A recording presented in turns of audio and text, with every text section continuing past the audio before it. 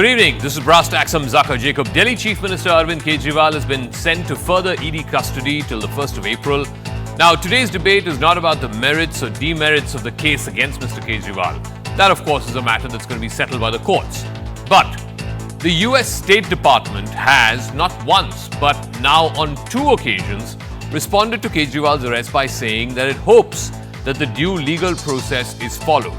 Now, you could argue many things against the Modi government. Certainly the argument that they use ED, IT, CBI, etc. disproportionately against the opposition, that is an argument that does hold water. But to say that India's judiciary is compromised, which was the implication of the statement from the US State Department spokesperson, that is something that is deeply contentious. Isn't that statement by the US State Department akin to saying that India's judiciary is hand in glove with the executive? It's hand in glove with the state. After all, India has never said that the US, for example, should ensure due legal processes are met in Donald Trump's many legal cases. And of course, many Republican supporters, many Donald Trump supporters, MAGA aficionados, if you will, they feel that many of the cases against Donald Trump are trumped up and they are foisted on him by the Biden administration. But India has never ever said a word against these cases. After all, these are internal matters of respective states. So has the United States State Department overreached and crossed that line of non-interference in internal matters of friends and allies by commenting not once but twice on what is clearly an internal matter here in India?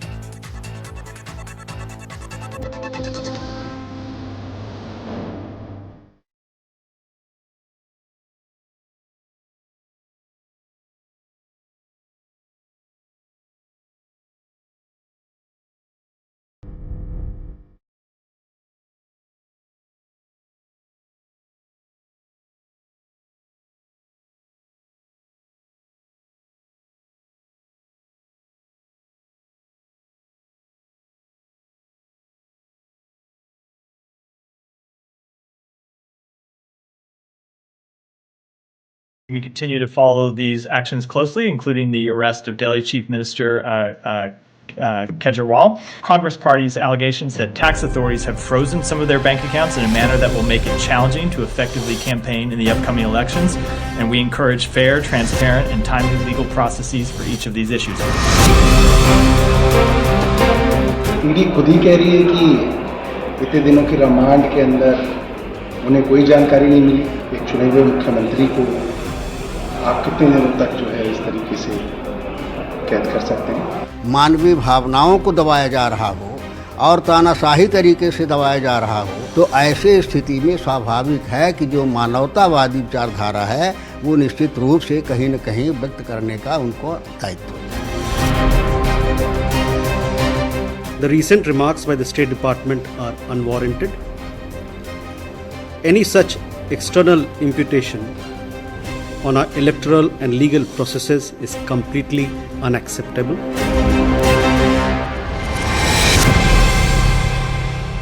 All right, so is this an overreach by the US State Department? After all, why should they be commenting on something that is the internal matter of India?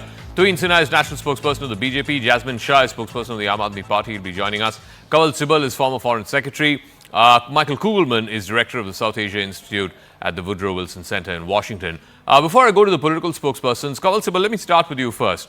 As somebody who's been a career diplomat, is this an overreach by the US State Department, or are they just laying down what is a basic guideline, a basic principle that there should be fair, open, transparent and timely legal processes for everyone, including those in the opposition?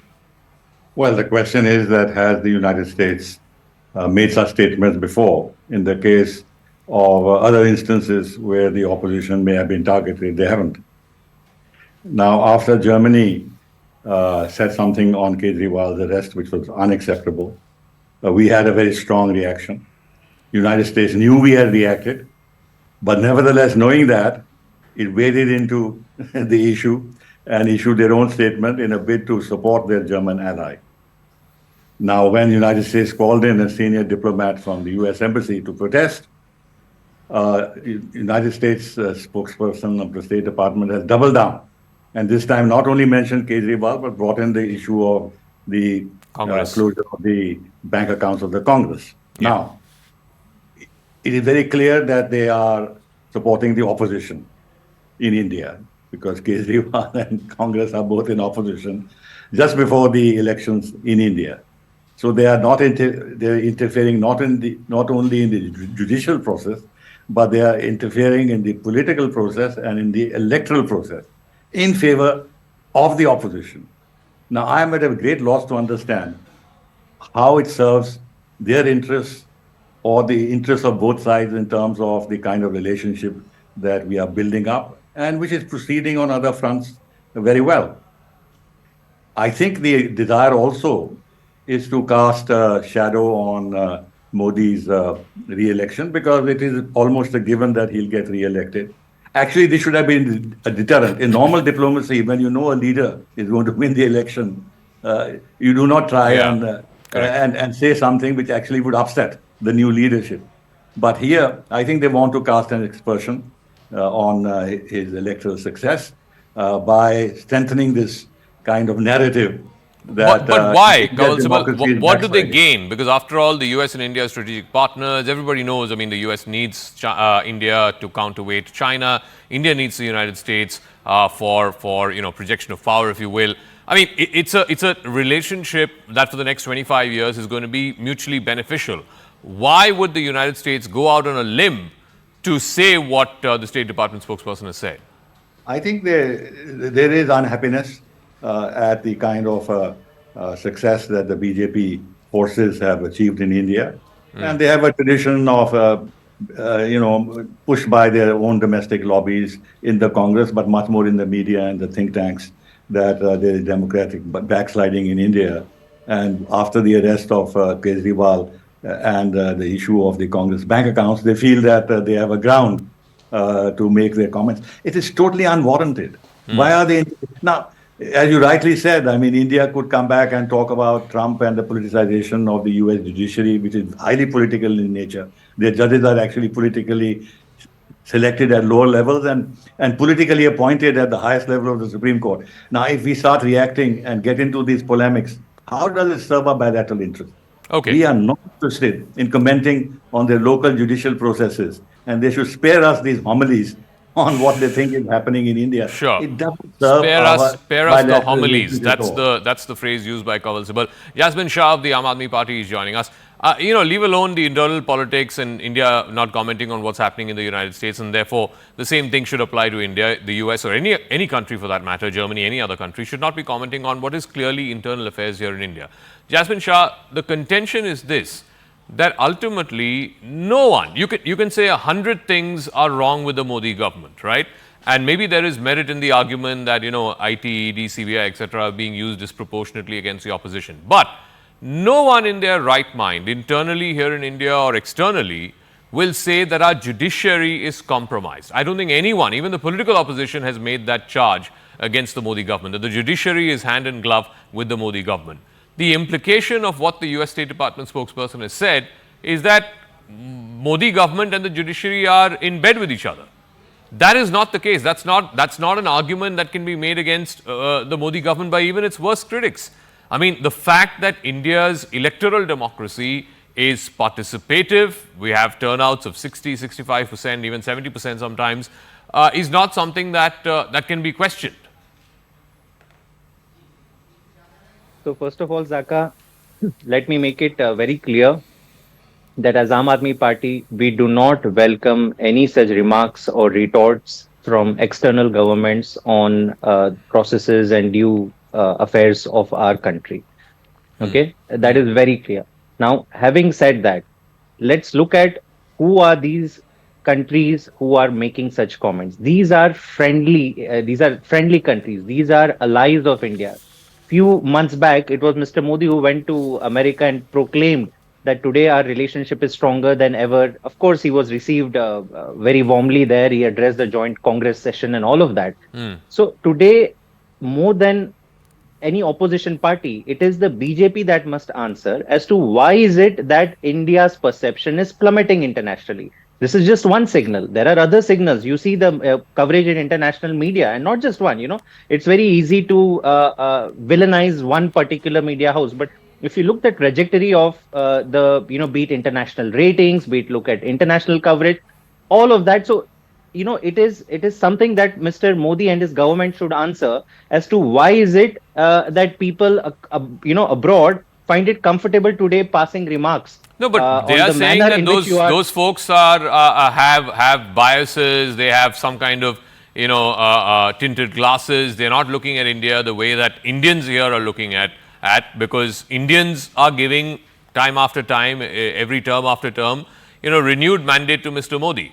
So their contention is I these don't guys, whether it's New York Times, Washington Post, ratings agencies, VDem, you name it, are all biased. That's the contention by the BJP. Okay, Zaka. So I think let me then come to the question that the BJP owes to the people of the country. Okay. Today, if you ask 10 people on the streets, are ED and CBI departments of the Bharatiya Janata Party, do they take their orders from the headquarters of Bharatiya Janata Party or from, ED headquarters or CBI? Okay. 9 out of 10 people are very comfortably going to state that the ED and CBI today are only demonizing and trying to finish off the opposition. And a very simple example, Zaka, if the BJP spokesperson here can answer this, then probably it will reveal what their thinking is. A completely trumped up fake liquor scam is concocted. For 2 years, investigations go on, 500 raids, no recovery, no solid evidence, only statements of government approvers. And you put the entire top 4 leaders of an entire national party in jail in a matter where investigation is not even concluded. Forget trial and forget conviction. Now, are there parallels of anything like this anywhere in the world? If BJP is aware about it, please tell us. Okay. But there is something remarkable happening that more than international, I think, questions of people in India are unanswered, and especially people like Sharad Chandra Reddy, on whose statement you imprison a sitting chief minister. Never happened in Indian history. Sharad Chandra Reddy, who becomes an approver, is now found to be one of the big BJP donors. Okay. You put him behind jail, you extract a statement. And then you take money from him. I mean, what is going on in this country? Let Tuhin respond. Tuhin, forget about everything else. There is a basic perception that agencies like IT, CBI, ED are being used. Not just perception, it's a fact. It's a matter of fact. Newspapers have done stories about this. That agencies like IT, CBI, ED are being used disproportionately against the opposition. The ED, for example, 95% of the cases that the ED has filed, the raids it's undertaken, are against opposition leaders. This is a contention that you have to address, that the BJP government has to address. And secondly, the implication of what the US State Department spokesperson has said is that by doing this in the eve of elections, this investigation, for example, in the liquor gate has been going on for the last 2 years. In the Congress party's IT case, it's been going on since 94-95. To do this on the eve of the 2024 elections, you are making the playing field uneven. That's the contention. Please respond on both. Tuhin. Well, good evening. Yeah, good evening, Zaka. Good evening, everybody. I think the US and the world needs to realize that India's sovereignty is non-negotiable. And it is non-negotiable because we have a competent government. We have institutions which are robust, which includes the judiciary, which includes the executive, which includes the legislature. So in this situation, instead of unequivocally condemning this interference by an old ally and a traditional partner, I don't think the opposition is only insinuating further is only insinuating foul play. The fact is that while we respect US as an ally, US is one of our strongest allies at this point of time. The interference per se is not appreciated. But why do they think they can dare to interfere? Because of the constant insinuation by parties like the Congress and the Aam Aadmi Party. In fact, I have to put this over here, that yesterday the Delhi High Court had cautioned the legal cell of the Aam Aadmi Party not to protest against the judiciary in the case of Arvind Kejriwal. In the case of Congress Party, Rahul Gandhi has been travelling abroad and constantly bad-mouthing and vilifying India's democracy, constantly questioning India's institutions. So when the opposition of this country behaves irresponsibly, when they constantly besmirch India's reputation abroad, that is where they are the opposition. some of the their job. What else do you expect them to do? No, no. The opposition's job is to besmirch you guys. That is their reason to exist. I'm talking about the institutions. I'm talking about legal institutions. They have every right to criticize us, the BJP. They have every right to criticize the Prime Minister. But when they go abroad and constantly cast aspersions on the judiciary and on the work functioning of the democracy, that is where some over-enthusiastic lobbies and elements within the US administration get the cue that it is okay to comment on India's affairs. And I want to put this on record. Somewhere 15 years ago in the Congress regime, it was a done thing to involve the US in everything. Every time there was a bomb blast, they would go to the US complaining. Now that is not appreciated. We have abrogated Article 370 without any intervention from abroad. I think this change needs to be accepted by the world. We had weak governments of the Congress in the past where it was a done thing to encourage remarks from abroad, to encourage participation in India's internal affairs. Now it is not, and I think the opposition also needs to be on the same page on this. Let me ask Michael Kugelman. There are two parts to my question, Michael. One, as Ambassador Sibal said, all opinion polls are suggesting that Mr. Modi will get a third term. The only question is the margin of his victory. Why would the United States go out of its way, not once but twice now the US State Department has responded to this, going out of its way to upset an ally, to upset a ruling party or ruling government, which is most likely going to come back to power, number one, at this time and stage.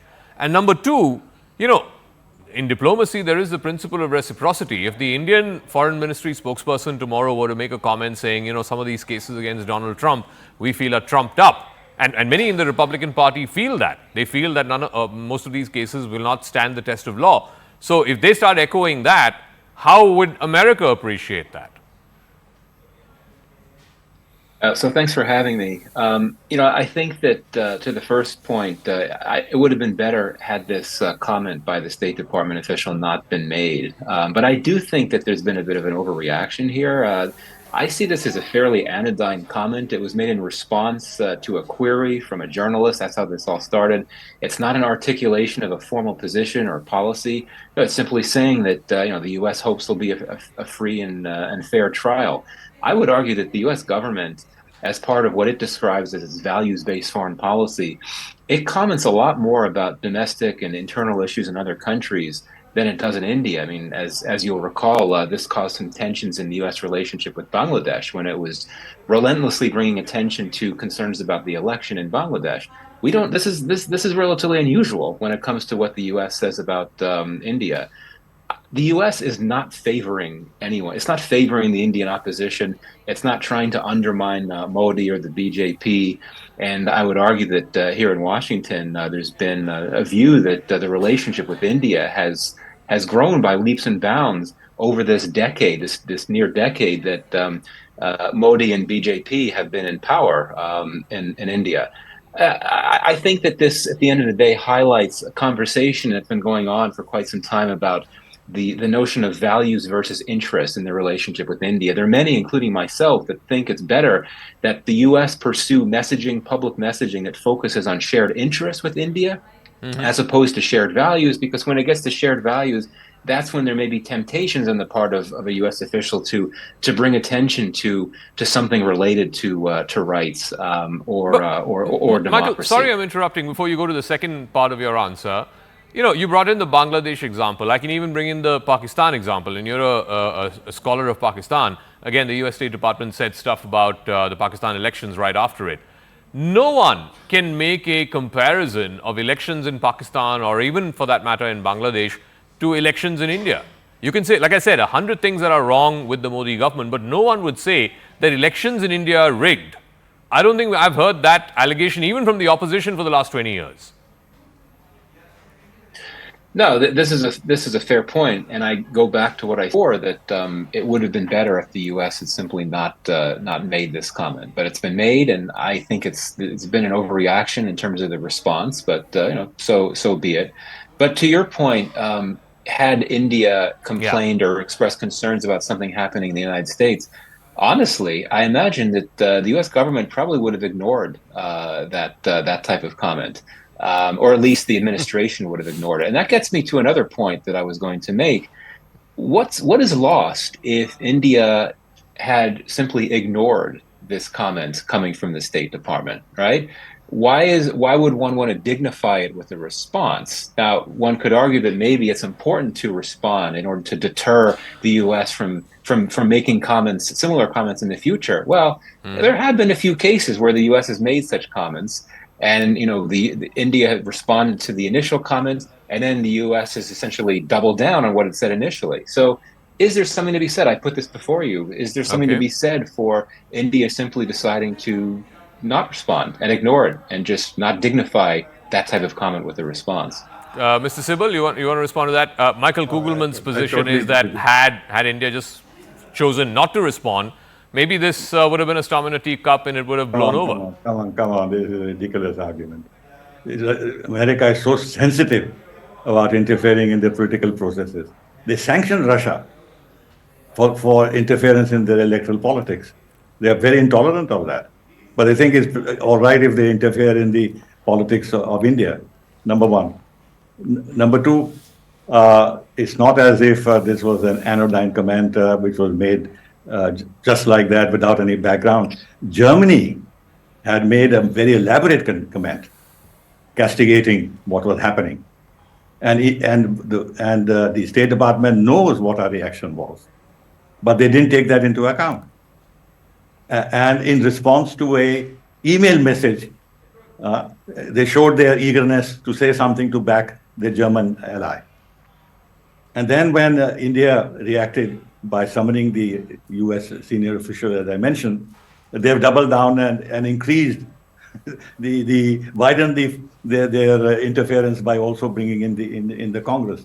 Why do they want to do that? I mean, so far as values-based diplomacy is concerned, I mean, it is grating. I mean, this suggests that India has no values and only the United States incorporates the values, that we don't have a values-based policy. I mean, this is very patronizing. To bring in an argument like this, as if they have the right, because of a values-based policy, to castigate everybody else. We have a values-based policy, but we do not want to interfere in the internal relations, internal affairs of other countries, especially the United States, because we are on a very strong wicket with the United States. It doesn't help our overall policy to actually get into polemics with the United States. We have larger interests, and we don't want to compromise them by actually raising such issues to a level where it begins to affect the overall relationship. So the United States must show restraint on their side and not openly. Now, the argument that this doesn't mean they're siding with the opposition, of course, this is a false argument. Of course, they're siding with the opposition because they clearly say that this will hamper Congress from doing its electioneering because the funds have been blocked. And in the case of Kejriwal, it's quite clear why they're doing that. Okay. With regard to a fair and whatever else they said, what is the presumption? Presumption is that there will not be, or there's doubt about a fair and transparent process, legal process. This is what the assumption is. But why, on what basis are they making this assumption? No, I would add, maybe not a comparable example, but when you're bringing in this whole dimension of values-based diplomacy, where is values-based diplomacy when 30,000 people have died in Gaza? Like I said, it may not be a comparable example, but clearly the Biden administration either is helpless about it or simply doesn't think that values-based diplomacy applies in this case. But be that as it may, that's a different debate. But let me come back to Jasmine Shah and to Tuhin Sinha. Jasmine Shah, the contention is this. Forget about what the US has said or what Germany has said. Courts of law have gone into the matter of the Liquorgate scandal, including, forget about Mr. Kejriwal, he's just been arrested, a week or so back. But even in the case of Mr. Sisodia and others who've been arrested in this case, even bail has been denied. Now, you could argue it's because of PMLA, the amendments brought forth for PMLA. But courts of law have gone into great detail into these cases, and without commenting on, whether ultimately these people are guilty or not, they have said that prima facie a case is made out.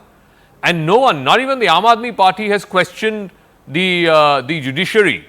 For example, the Supreme Court, no less, in Manish Sisodia's case, has gone into it and said prima facie the ED has a case. Zaka, you are right. So far, the courts have denied bail to any of the Aam Aadmi Party leaders. And the reasons behind that is very important for your viewers to understand.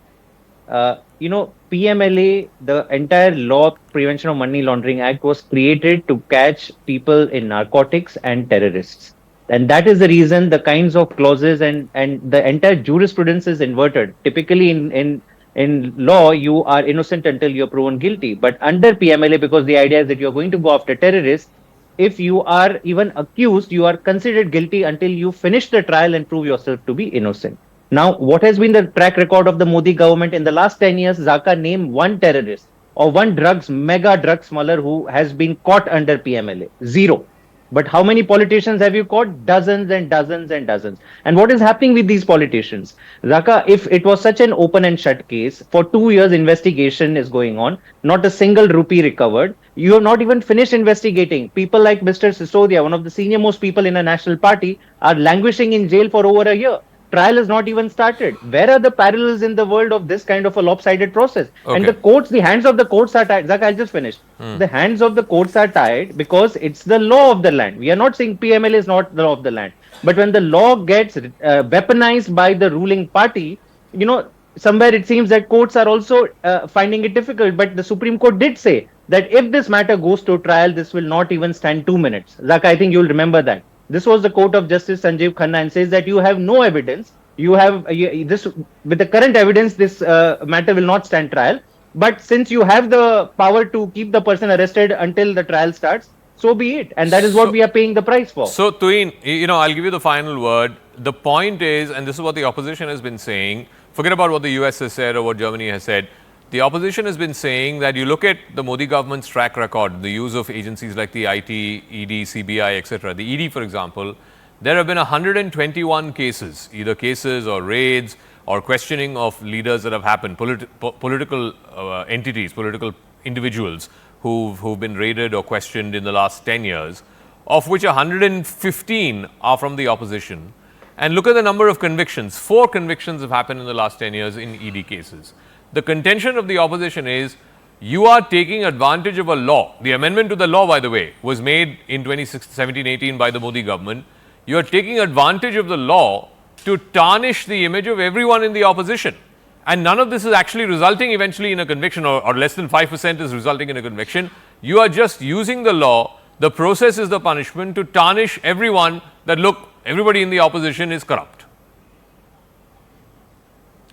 Well, Zaka, when a crime is committed under the ambit of the new PMLA Act, obviously the people will be tried under that. Now, I think the Aam Aadmi Party needs to introspect that, a law which was actually meant to curb and curtail terror funding, why were they perpetrating crimes which fall under its ambit? This is the same party which 12 years ago had come to the scene to clean politics, and now obviously there are multiple cases of money laundering and crimes related to that. As far as the Congress is concerned, last week they convened a press conference to actually besmirch the courts and make charges like the entire funds are frozen, which is far from reality. There is only a certain amount, and instead of using the words frozen, the right word is lien. The entire account is under lien. So if this is how the Congress party spreads scanners, if this is how they spread misinformation about the courts, like I mentioned, there are woke elements, there are over-enthusiastic lobbies within the US which are waiting to take advantage of it. So I don't entirely blame them. While it is unfortunate, I think the opposition needs to introspect. If ED in most of the cases has gone against the opposition, it is also because in the last 10 years at least, the BJP under the leadership of Prime Minister Modi in all the state governments has followed a very focused, work-driven agenda and kept corruption in abeyance. Okay. There are actually very little or barely any instance of corruption against the BJP leaders because of a certain work culture which we have believed in, which unfortunately the opposition could not that's a debate for another day. In fact, we've done that on numerous occasions here on Brass Tacks, but we'll leave it at that. For the moment, thank you very much to all our guests for joining us. Let's see. But like I said, I'm very clear in my position tonight that the United States has clearly overreached. The State Department is clearly overreached by saying that India should extend the due process of law, and it should be justice in a timely fashion, so on and so forth. Come on. Like I said, that's not an allegation that even the opposition here in India is making against India's judiciary, that they are somehow compromised or they are hand in glove with the Modi government. Ultimately, of course, are there criticisms that can be made about the process itself? The process takes far too long. Yes, that is a valid criticism. But to say that just because somebody is from the opposition, he or she will not be extended the due process of law, that is an unfair criticism, and clearly in this instance it is an overreach. Let's now move on to the other big domestic political story in Maharashtra, where Chief Minister Eknath Shinde has declared the first list of 8 candidates for the Shinde Sena in the Lok Sabha polls, renominating most of the candidates who were elected in 2019. This was, of course, in the undivided Shiv Sena. The one difference is the ticket that's been given to former Congress MLA Raju Parve from the Ramtek seat. Parve joined the Shiv Sena recently. He's replaced Sena's sitting MP Krupal Tumane. Talks are underway in the NDA for other seats as well, with the alliance parties trying to iron out the differences, primarily in Nashik, in Amravati, in South Mumbai, and in Satara. Meanwhile, Bollywood actor Govinda, who was a former MP, he's now made a political comeback. He's joined the ruling Shiv Sena, the Shinde Sena, in presence of Eknath Shinde. There is, of course, a lot of chatter that he will be getting the Mumbai Northwest seat. That was his old seat. The knives are out in the Mahavikas Aghadi as well. The Uddhav Thackeray-led Shiv Sena's decision to announce its first list has turned into a flashpoint. The Congress is now objecting to claims in 3 key seats in Mumbai, as well as, of course, in Sangli and in Bhiwandi, which, according to the Congress, was still under discussion, but the Thackeray Sena went ahead and named those seats. Now, let me show this to you on the magic wall as to what these contentious seats are. Remember, this is a problem for both alliances. It's not just the Aghadi, but also for the NDA. So what are these problem seats in Maharashtra? Remember, Maharashtra is an important state. It's 48 seats. It's the second biggest state in India after Uttar Pradesh in terms of the number of seats. So for the NDA alliance, these are the tricky seats where there is still a bone of contention between the various alliance partners. You have the seat of Satara, where Uday Bhosle of the who used to be with the NCP, very close aide back then of Sharad Pawar, he had won that seat. Now he's jumped ship to the BJP. There is a contention between the BJP and the Ajit Pawar NCP over the Satara seat. There is, of course, the Osmanabad seat, where again Raju Nimbilkar had won this seat. Rajan Nimbilkar had won this seat last time around on an NCP ticket. Again, this is a contentious seat now between the alliance parties. Nashik is a very interesting case because in Nashik, there was a move by some elements within the Mahayuti, the NDA, to try and give this seat to Chhagan Bhujbal. Of course, he's a strongman of Nashik. He's a minister in the current government. To Chhagan Bhujbal to fight from here. But this is a sitting seat of the Shiv Sena. Hemant Godse, who's the sitting MP, he's joined the Shinde Sena. He wants to contest this seat. He's made that amply clear. And the Shinde Sena has in fact gone ahead and said that Hemant Godse will fight from this seat. But there is this whole movement to try and to consolidate the OBC votes to try and give this seat to Chhagan Bhujbal. So that is still a bone of contention. That is still an unfinished business, if you will, within the NDA. Also, the Mumbai South seat, which Milind Deora and before him, his father Murli Deora used to represent all the way back. You go back to George Fernandez in the 70s. It's a very prestigious seat. It is, of course, the plush uptown seat of South Bombay. Arvind Sawant of the Shiv Sena, the Thackeray faction of the Sena, he's a sitting MP. Right now, the contention is whether it should be given to Milind Deora, because Milind Deora just recently was made a Rajya Sabha MP of the Shinde faction of the Shiv Sena. There is a school within the Shinde Sena which feels that he might be a better candidate to take on Arvind Sawant of the Thackeray Sena. Arvind Sawant, of course, has been declared by the Thackeray Sena as the candidate in Mumbai South. Then you have the India Alliance parties, the Mahavikas Aghadi as they are known. The chief contention, of course, is the Sangli seat. Sangli, of course, our viewers will remember this. Vasantdada Patil, the legendary chief minister, former chief minister of Maharashtra, was from the Congress party. Sangli is his pocket borough. It's his home yard. The Congress wanted to give this seat to his grandson, Vishal Patil, but the Shiv Sena has gone ahead and already named Chandrahar Patil as their candidate from Sangli. Then you have the Bhiwandi seat, which is in the outskirts of Mumbai. Kapil Mureshwar Patil of the BJP had won this seat. Again, the fight is between the Shiv Sena and the Congress. Shiv Sena has already declared a candidate in the Bhiwandi seat. The Congress wants this seat to go to it. Now, also there is Mumbai South Central, where Anil Desai, very close aide of Uddhav Thackeray, he's already been named as the Shiv Sena candidate. Rahul Chewale, who is the sitting MP, he's joined the Shinde Sena. Rahul Chewale has been given the ticket by the Shinde Sena. The contention between the Congress and the Thackeray Sena is that the Congress wants to give it to Varsha Gaikwad, who used to be a former MLA and a popular person in that part of Mumbai, whereas the Thackeray Sena has already gone ahead and announced that Anil Desai will fight from that seat of South Central. And finally, in the Mumbai Northeast seat, which is a very interesting seat because Gajanan Kirtikar, who's the sitting MP, In fact, he's not the sitting MP that was won by the BJP. Gajanan Kirtikar, who is a strongman from Mumbai Northeast, he does not want to take on his own son. His son, I believe, is the candidate that's been announced by the India Alliance. Mr. Kirtikar is the candidate that's been announced by the NDA Alliance. So it's a father and son fight that's happening in Mumbai Northeast. There's also the Northwest seat, which is a bit of a bone of contention now. Sanjay Nirupam saying that Shiv Sena has already declared there. He wants to be the Congress candidate from Northwest. There's also the Govinda factor. Govinda now joining the Shinde Sena. He could get the Northwest seat as far as Mumbai is concerned. So there are about 4 or 5 seats, both in the India Alliance as well as in the NDA Alliance, which are still up in the air, which is still up for grabs for any of these alliance partners, and that's still not been ironed out. So let's quickly take a break here in the program. When we come back on the other side, I'm going to go into a deep dive and explain about what's happening as far as the Israel-Hamas war is concerned. There are 2 international stories that we'll focus on. One, the rising tensions between Israel and the United States. It's now public. There is public sparring between Netanyahu and Mr. Biden after the UN Security Council vote, where the US abstained. That resolution basically called for a ceasefire in Gaza. Also, on the Russia-Ukraine front, Putin has now launched a major drone offensive against Ukraine, even as both sides are targeting each other's energy infrastructure. Both those deep dive stories right on the other side of this quick break.